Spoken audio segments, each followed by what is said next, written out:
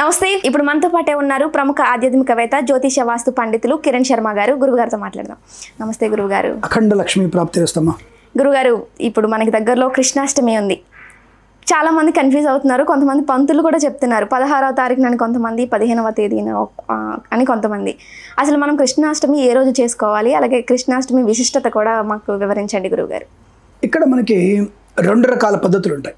అంటే ఇప్పుడు కొన్ని మత విశ్వాసాలు, మతాచారాలు కూడా చాలా ఉంటాయి.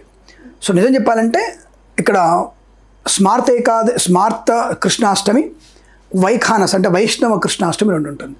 అదే గురుగారు మళ్ళీ దీంట్లో కూడా భేదాలా అని అడిగేటువంటి అవకాశం. ఇప్పుడు ఎవరి పండుగ వాళ్ళ ఆచారం. ఇప్పుడు తెలంగాణలో బోనాలు ఉన్నాయి, ఆంధ్రాలో ఎందుకు లేవంటే అంటే అది సంప్రదాయం. అక్కడ ఉన్నటువంటి వాతావరణంలో అప్పుడున్నటువంటి కాలమాన పరిస్థితుల్లో బోనాలు వేడారు. కొంతమంది శత్రువులని తుదముట్టించడానికి బోనాలు పెట్టుకున్నారు.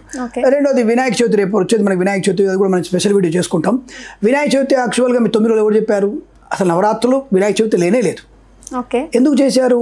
స్వాతంత్ర్య సమరోత్సవానికి దాని నిమిత్తంగా కొంతమంది సమరయోధులు ఒక ప్లాన్ చేసి నవరాత్రులు ఏర్పాటు చేశారు. ఆ కథ మీకు నేను నెక్స్ట్ టైం మన ఎపిసోడ్ తప్పకుండా చెప్పుకుందాం. అలా 9 రోజులు అది పెట్టుకుంటారు. అంటే ఆ ఆచారం. అలాగే వైష్ణవుల సంప్రదాయంలో అంటే వాళ్ళకేమిటి, నక్షత్రం ఉన్నప్పుడే చేసుకోవాలంటూ కొంతమంది అంటే ఇలా విరుద్ధమైనటువంటి భావాలతో చేసుకునే వాళ్ళు ఎక్కువగా ఉంటారు. ఈసారి నక్షత్రం కూడా రాలేదు. అయితే కొంతమంది నవమితో ఉన్నటువంటి అష్టమిని చేసుకుందామని, కొంతమంది అర్ధరాత్రి పూట స్వామివారి పుట్టారు కాబట్టి అష్టమి ఏ రోజైతే అర్ధరాత్రి ఉంటుందో దాని పేరే శ్రవణాష్టమి. అంటే ఆయన పుట్టినప్పుడు అర్ధరాత్రి పుట్టాడు. అర్ధరాత్రి ఆయన పుట్టే సమయంలో అష్టమి తిథి ఉండాలి. ఆ తిథి ఉన్నప్పుడే మనకి ముఖ్యం. వైష్ణవులు ఏమంటారు, నక్షత్ర ప్రధానం, మాకు అష్టమితో ఉన్నటువంటి నవమి నింద్యం, మాకు అష్టమి మాత్రం ఉండాలని వాళ్ళ కొన్ని సంప్రదాయాలు, కొన్ని పద్ధతులు వాళ్ళకు ఉన్నాయి. కాబట్టి అక్కడ విరుద్ధమైనటువంటి భావాలతో రెండు రకాల పండుగలు. అంటే ప్రతిసారి అక్కడ మీకు స్పష్టంగా ఉంటుంది స్మార్త కృష్ణాష్టమి, వైష్ణవ కృష్ణాష్టమి అని స్పష్టంగా ఉంటుంది. మీకు ఇది తిరుపతి దేవస్థానం వారి పంచాంగం చూసినా, వైఖానస ఆగమ శాస్త్ర ప్రకారం చూసినా అక్కడ మీకు ఈ యొక్క కృష్ణాష్టమి గురించి తప్పకుండా తెలుస్తుంది. అందుకనే మీకు చెప్పినటువంటి పండితులు ఎవరైతే ఉన్నారో వారు 16వ తేదీ శనివారం రోజున కృష్ణాష్టమి అని చెప్పుంటారు. కానీ స్మార్త కృష్ణాష్టమి అంటే చాలామంది పాటించేది అష్టమి తుదినటువంటి దాన్ని పాటిస్తుంటారు. కాబట్టి మనకి ఒక పుణ్యమైన విశేషం ఏంటంటే భారతదేశం యొక్క స్వాతంత్ర దినోత్సవం రోజునే ఈ యొక్క కృష్ణ జన్మాష్టమి జరగడం అనేది ఒక యాదృచ్ఛికమైన చాలా అద్భుతమైనటువంటి యోగం. అది అంటే భగవంతుడు కూడా మన యొక్క స్వాతంత్ర్యాన్ని ఆయన కూడా పండగలా జరుపుకోవడానికి ఆయన మన ముందుకు వచ్చినట్టుగా నేను భావిస్తాను. కాబట్టి ముఖ్యంగా మనందరం మన ప్రేక్షకులకి స్వాతంత్ర్య దినోత్సవ శుభాకాంక్షలు చెప్పుకుంటూ కృష్ణాష్టమి పండుగ మీకు శుభాకాంక్షలు తెలుసుకుంటూ ఉన్నాం. మీరు తప్పకుండా కృష్ణాష్టమి అనేది తిథి ప్రకారంగా స్మార్త కృష్ణాష్టమి అంటే స్మార్తులు అనేవారు పాటించేది 15వ తేదీ ఆగస్టు 2025 మాత్రమే, శుక్రవారం మాత్రమే కృష్ణాష్టమికి జరుపుకోవాలి. వైష్ణవ సంప్రదాయాన్ని పాటించేవారు 16వ తేదీ శనివారం రోజున పాటించే అవకాశం ఉంటుంది. 2 రోజులు పండుగ జరుపుకుంటారు. పండుగ జరుపుకోవడానికి ఇబ్బంది లేదు. మనకు ముఖ్యమైనటువంటివి మన పుట్టినరోజులు, అలాగే మన పెద్దవాళ్ళు కాలం చేసిన రోజు, అది ముఖ్యంగా పాటించాల్సింది. అది తిథి ప్రకారం వెళ్తుంది. దాని పేరు తిథి అనేది దానికి. అంటే తిథి అంటే ఆ రోజునటువంటి ప్రత్యేకమైనటువంటి తదియ, చవితి, పంచమి లాగానే తిథి ఉంటుంది. అలాగే కృష్ణాష్టమి కూడా అర్ధరాత్రి స్వామివారు శ్రవణాష్టమి నడిరాత్రి స్వామివారు జన్మించారు. కాబట్టి ఈ అష్టమి మనకి 15వ తేదీ రాత్రి అర్ధరాత్రి ఉంది కాబట్టి వ్యాపించి ఉంది. కాబట్టి మనం తప్పకుండా ఈ 15వ తేదీ శుక్రవారం రోజునే మనం స్వామివారి యొక్క పుట్టినరోజు వేడుకలు మనం జరుపుకొని ఉట్టి కొట్టడం, స్వామివారికి ఉత్సవం జరుపుకోవడం అనేది ఎక్కువ జరుగుతూ ఉంటుంది. గురుగారు, ఎక్కువగా గొల్లవాళ్ళు వాళ్ళే ఎక్కువగా చేసుకుంటుంటారు కృష్ణాష్టమి అనగానే, ఎందుకలా?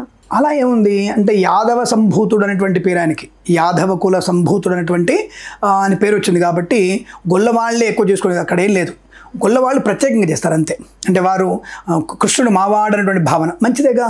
కృష్ణుడు ఎవరు వాడంటే వాడే, కృష్ణుడు పాండవుల వాడు కూడా పాండవుల వాడే, కౌరవులు అంటే కౌరవుల వాడే, గొల్లవాళ్ళంటే గొల్లవాళ్ళే, బ్రాహ్మణుడు అంటే బ్రాహ్మణ వాడే. సో ఎవరిలో ఆయన కలుపుకున్నా ఆయన అటువంటి ప్రేమను ఆ యొక్క తత్వాన్ని బోధించేవాడు. కాబట్టి యాదవ కుల సంభూతుడు అన్నటువంటి భావన వల్ల యాదవులు ఎక్కువ చేసుకుంటూ ఉండవచ్చు. కానీ దేవాలయాల్లో మరి యాదవులు ఎక్కువ చేసుకోరుగా. ఇప్పుడు దేవాలయానికి వెళ్ళినప్పుడు తప్పకుండా అందరూ ఇక్కడ బ్రాహ్మణులు, క్షత్రియులు, వైశ్యులు, శూద్రులు 4 వర్ణాల వారు కూడా చేసుకుంటారుగా. కాబట్టి వాళ్ళు కొంత ప్రీతి, యాదవ కులానికి చెందినవాడు కాబట్టి ఆయన మా దేవుడు అనేటువంటి భావనతో వాళ్ళు ప్రేమగా కాస్త ఎక్కువగా చేసుకునేటువంటి ఆచారం కొన్ని ప్రాంతాలు ఉండొచ్చు. కానీ అలాంటి భావన ఇక్కడ లేదు, గొల్లవాళ్ళు చేసుకునేటువంటి లేదు. కొద్దిగా వాళ్ళు ఇంకోటి ఎక్స్ట్రాడినరీగా చేసే ప్రయత్నం చేస్తారు, అది విశేషం. ఇప్పుడు కృష్ణాష్టమికి ఉట్టి కొడతారు కదా గురుగారు, ఆ ఉట్టి ఆడవాళ్ళు కొట్టవచ్చా? ఒకటి విశేషం ఏంటంటే కొన్ని పనులు ఆడవాళ్ళు చేయడానికి కుదరదు. ఇప్పుడు పరిగెట్టి ఎగిరి ఉట్టి కొట్టడానికి అనేది ఇప్పుడంటే ప్యాంట్ షర్ట్లు ఉన్నాయి ఆడవాళ్ళకి, చుడిదారు పంజాబ్ డ్రెస్ ఉన్నాయి. మరి ఒక 50 ఏళ్ళ క్రితం వెళ్దాం, 50 years బ్యాకే వెళ్ళినప్పుడు మరి అక్కడ వాళ్ళు చుడిదారు అలాంటివి లేవే. కేవలం అక్కడ ఉత్తర భారత సంప్రదాయంలో పంజాబ్ వాళ్ళకి మాత్రమే ఉంది. అంటే ఎందుకు, వాళ్ళు నీళ్ళ కోసం ఇంకొక వసతి కోసం దూర ప్రాంతం నడుచుకుంటూ వెళ్ళేవారు కాబట్టి వాళ్ళకి చీర అడ్డు తగిలి వారికి కొద్ది ఇబ్బంది అని చెప్పేసి వాళ్ళు ప్యాంట్ షర్ట్ వేసుకు మొదలుపెట్టారు ఉత్తర భారతంలో వాళ్ళ సంప్రదాయబద్ధంగా. కానీ మనకి అటువంటి ప్యాంట్ షర్ట్ల సంప్రదాయం మనకు లేదే. మనప్పుడు ఇప్పుడంటే ప్యాంట్ వేసుకొని కొడతానని అంటున్నావు, అప్పుడు లేదుగా. మరి ఉట్టి కొట్టేది ఇప్పుడు ఆడవాళ్ళు కొట్టవచ్చు అనే ప్రశ్న ఎప్పుడు ఉత్పన్నం అవుతుంది తప్ప, అప్పుడు ఉత్పన్నమైనప్పుడు ఆ వస్త్రధారణతో వాళ్ళు ఉట్టి కొట్టేటువంటి అవకాశం లేదు కాబట్టి వారు కొట్టడానికి అవకాశం ఉండదు. రెండవది, వారికి ఉండేటువంటి కొంత శారీరకమైన లక్షణాలు కొన్ని ఉంటాయిగా, ఇబ్బందుల సమయం కూడా ఉంటుందిగా. అటువంటి ఇబ్బంది సమయంలో వాళ్ళు నేను ఎగిరి కొడతానంటే వాళ్ళ కడుపు నొప్పి వచ్చే, కాలు నొప్పి వచ్చే, కాలు దారి కింద పడే, అలాగే వాళ్ళు ఆల్రెడీ ఇబ్బందులు నెలసరి ఇబ్బందులు ఉంటాయి వాళ్ళకి. అలాంటప్పుడు వాళ్ళు ఎలా కొడతారు? రెండవది, అదొక వేడుక. అంటే కింద ఉండి మగవాళ్ళు ఉట్టి కొడుతున్నప్పుడు వాళ్ళని ఆ ఉట్టి కొట్టనీయకుండా ఓడించడానికి చేసే ప్రయత్నంలో ఆడవాళ్ళు నీళ్లు కొట్టడం, పసుపు నీళ్ళు చల్లడం లాంటిది ఒక సరదా వేడుకలో ఎవరి స్థానంలో వాళ్ళు ఉండి వాళ్ళు ఉత్సవంగా జరుపుకుంటారు. కాబట్టి ఆడవాళ్ళు ఉట్టి కొట్టడానికి అంత అవకాశం ఉండదు, అలా జరుపుకోవడానికి అవకాశం లేదు. ఓకే గురుగారు, ధన్యవాదాలు గురుగారు. శుభమస్తు. హలో, తెలుగు రాజ్యం ఛానల్ చూస్తున్నారా? సామాజిక రాజకీయ జీవన చిత్రణే తెలుగు రాజ్యం. అతిశయోక్తులు అసత్యాలు ఉండవు. రాజకీయ కోణం కాదు, ప్రజా కోణమే కొలబద్ద. తెలుగు రాజ్యం వీక్షణ మీ ఉత్తమ అభిరుచికి నిదర్శనం.